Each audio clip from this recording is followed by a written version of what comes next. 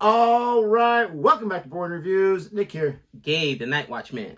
And Gabe was so excited about reacting to some Journey, Don't Stop Believing. We had to jump right in the recording studio and do another Journey song, which we're checking out today. We're doing a Separate Ways Journey. And, you know, it's so funny because when you gave me the band name, again, just by the crowd that I'm associate them with. And it's funny how you associate one thing thought they were sleepy with another. Yeah, I thought it was more like a sleepy, kind of like maybe because the tickets are expensive. Now I'm thinking about it. If they do have a large following, it could be that. Because, dude, you know what Taylor Swift tickets were? I don't know. Yeah. Oh my gosh! So if they got a following, maybe their band, like Elton John came to Vegas. My gosh, he sold out. And that was his final tour. The arena, the Raider Stadium. Like, was that 68,000 seats? That's insane, bro. And I mean, there was no $100 tickets in there, cousin. Everything was expensive. So that's why I'm like, maybe that's why that's the crowd I associate Journey with. But I was like, oh, this is kind of like a soft older music, because you know I like hard rock and I like. Slay it. He said they slay, and then I was like, wait, they slay? Like, oh, they slay the guitar, they slay the instruments, they rock. Listen, there's certain bands, certain songs you listen to where you're done with it, you're like, yeah, they kill it. They absolutely kill it. No, for sure. There's other songs that are really good, but you're like, eh.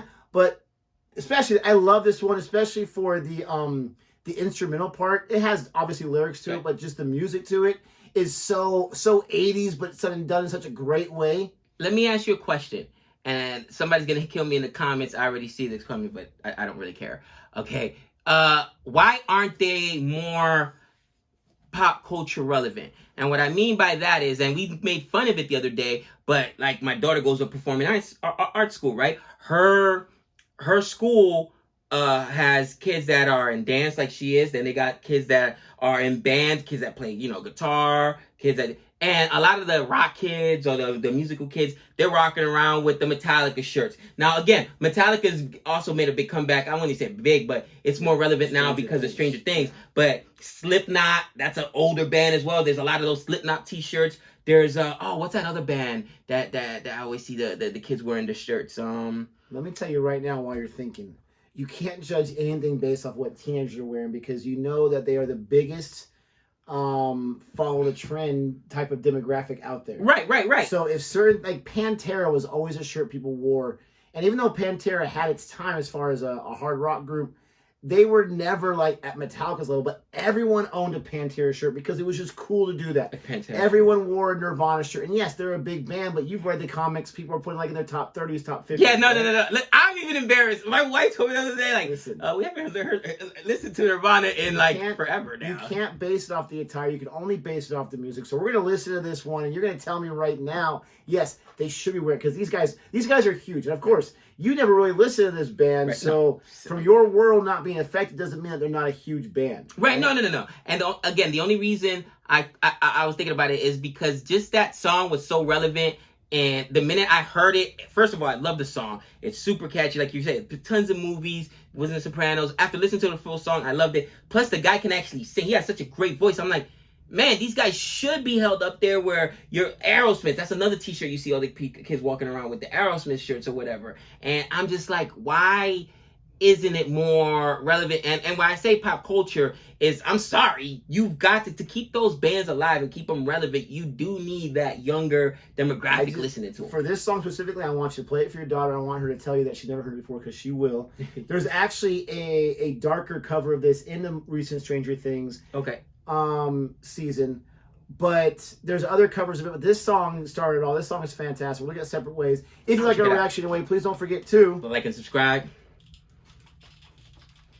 And we appreciate anyone that sticks around for our back and forth. We can't help ourselves. I know. I'm terrible. Yes, you are. I'm just kidding. Here we go.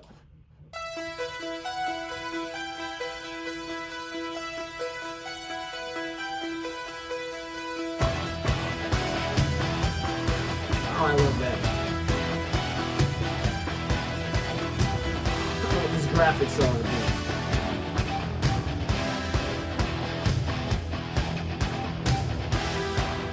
Now, I'm not sure how, because the other one, the Don't Stop Believing song, like within 10 seconds, 5 seconds, I think I had already. Oh, I pinpoint this. This song is something like you're right. I've never heard of this before. This one? I've never heard. Maybe once they start singing, I've not heard it in anything. If you didn't know the beginning, you wouldn't recognize the rest of the song because that beginning is iconic. So no.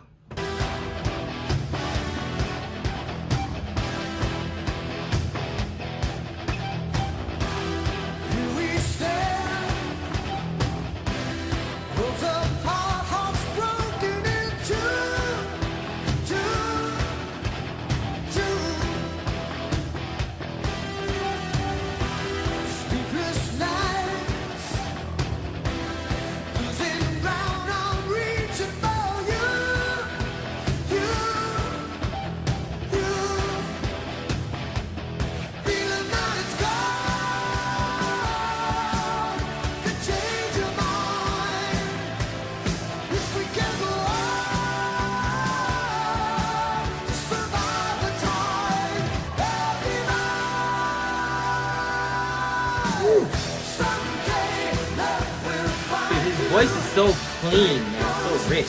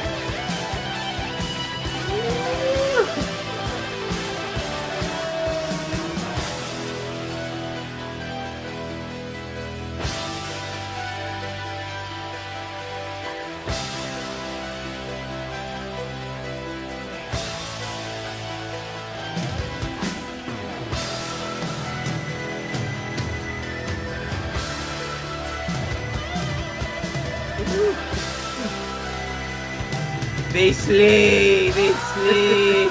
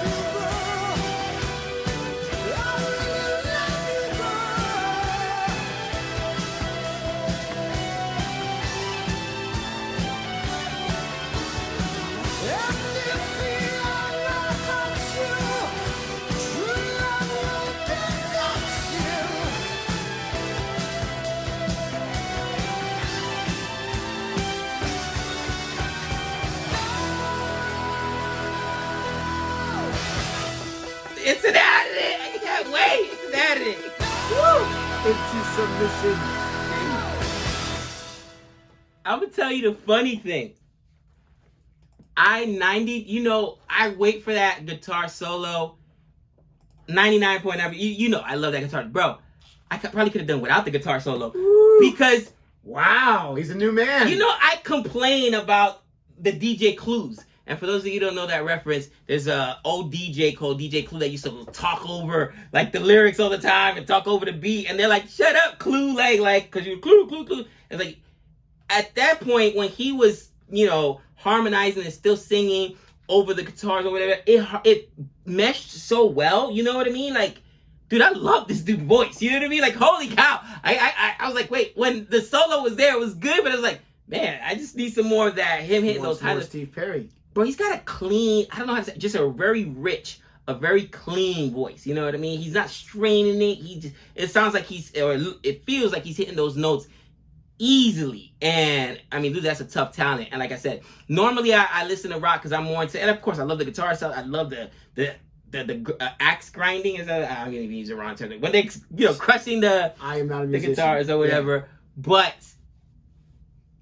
dare say that I think that he is my favorite part of the band, not necessarily. And usually, I love the musicians, I love the guitar solos. It's probably the first song that I'm like, okay, the guitar solo was cool. It's not what I want to come to the song for. That's weird, right? You know what I mean? Like, well, luckily for you, there's a lot more in the Journey bank of music. Dude, Steve Perry? Steve Perry. Dude, he's got an unbelievable voice, man. And he's able to just effortlessly hit those notes or whatever. Because, even when, and I know sometimes musicians are trying to do it, but sometimes they're straining so much and it doesn't sound good. Does that make sense? He allows it to breathe. He knows exactly where to hit that note. He doesn't have to show anything off. If I could sing, I would want to belt everything, but you don't need to. He doesn't need to. I mean, he will go up that high because he's got that high register, so he can do that. He's so talented. The band is so amazing. Their music is so fantastic. Now, where should I have picked this up at? Because I can't picture this in any film or movie or this one. No, well, I'm not sure if you ever saw Tron Legacy, but there's a scene in there where he goes into his dad's arcade and he turns the power on. This is the first song that hits when the power turns on. The arcade starts to glow before he goes into the game. But anything in the 80s, for the most part, is trying to be the 80s, is going to have that. Oh, I mean, like, it almost like Eye of the Tiger, kind of like the Rocky films and stuff like from the 80s. It was very much like that. And again, I'm an 80s child. Again, I loved it, but I cannot particularly place it in any movie. And the fact that you mentioned Tron Legacy. What I want you to do whenever you get home is listen to a cover of this. Daughtry has a great one. I'm not sure if you know Daughtry. Daughtry is a great one, but also whatever the one that's on Stranger Things, it's much more solemn, though. And it's actually great for, I think it was used in the trailer for one of the second half of the season. It's great for the trailer because it's just like,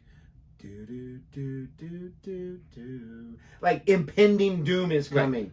So check out the covers. You check out the covers if you don't mind. Let us know what you thought about our reaction, but especially this song. Don't forget to like and subscribe. And until next time, Journey Slay.